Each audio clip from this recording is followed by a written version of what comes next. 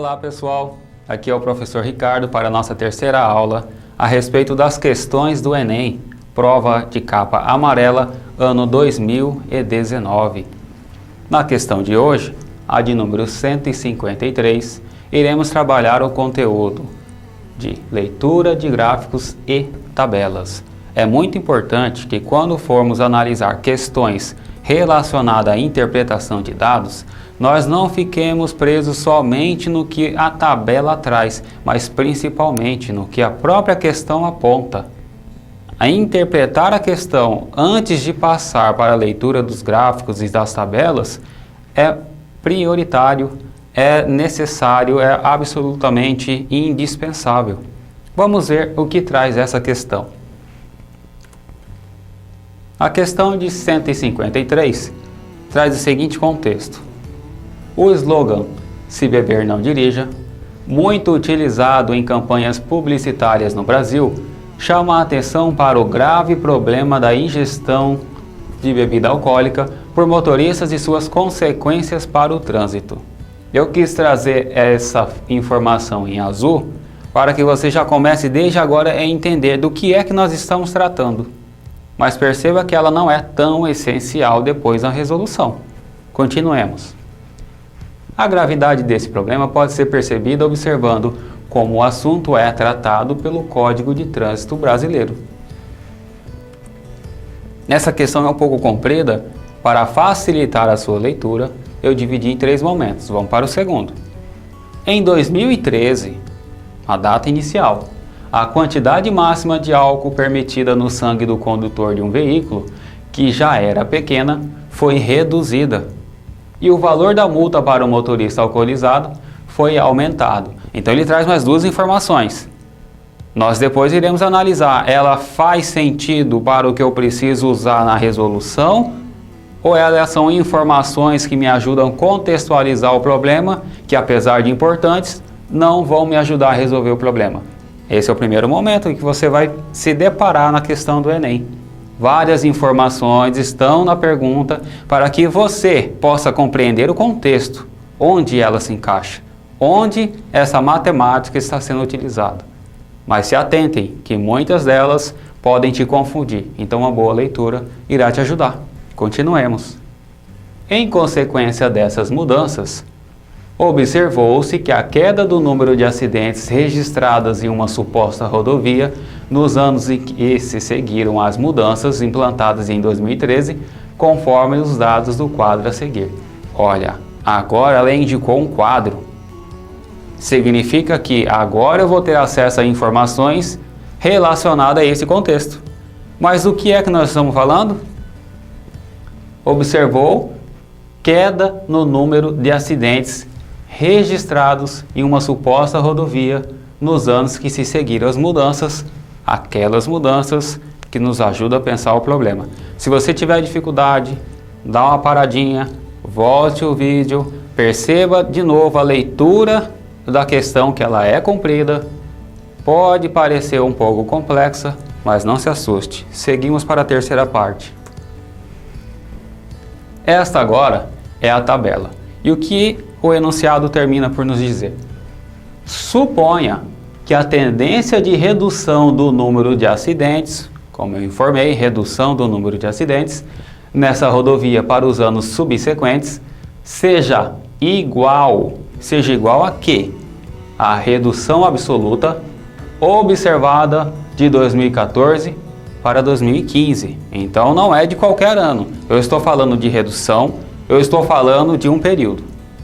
Com base na situação apresentada, o número de acidentes esperados nessa rodovia em 2018 foi...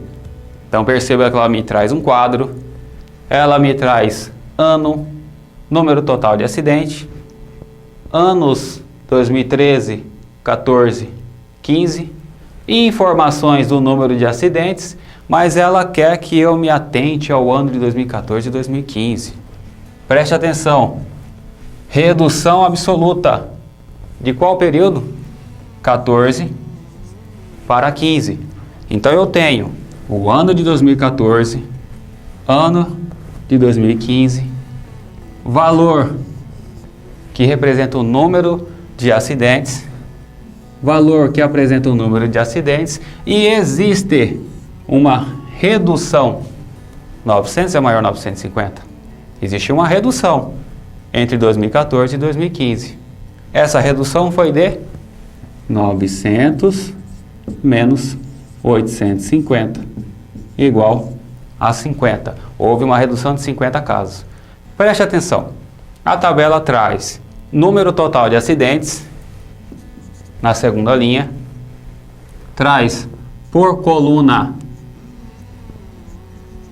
o ano de referência para o número de casos, que é o que é apresentado no início da tabela. Então é muito importante que você também saiba, além de ler o enunciado, ler o que a tabela nos traz e a ordem como ela nos traz. Por exemplo, agora eu tenho que saber qual é a quantidade de casos que ocorreram em 2016, 17 e responder enfim em 2018. Eu não posso simplesmente pular, mas eu já sei qual é o próximo número. Se eu me atentar que a informação diz que a tendência de redução do número de acidentes nessa rodovia para os anos subsequentes sejam igual à redução observada em 2014 e 2015. Sendo assim, se eu reduzir de 2014 para 2015 50 unidades, basta eu pensar que essa redução agora é constante, e eu tenho então 850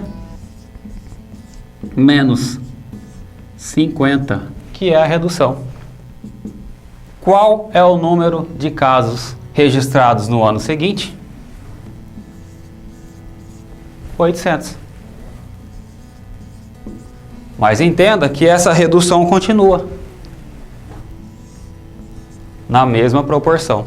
800 menos 50, 750 menos 50. Então a nossa resposta é que o número de acidentes que são registrados no ano de 2018 são de 700 casos. Perceba comigo, eu trago no slide um processo de resolução, 14 para 15, 900 menos 850, eu encontrei então qual é o valor absoluto de redução. Na sequência, se ela se permanece, então eu tenho que continuar o raciocínio fazendo os cálculos e agora comparar.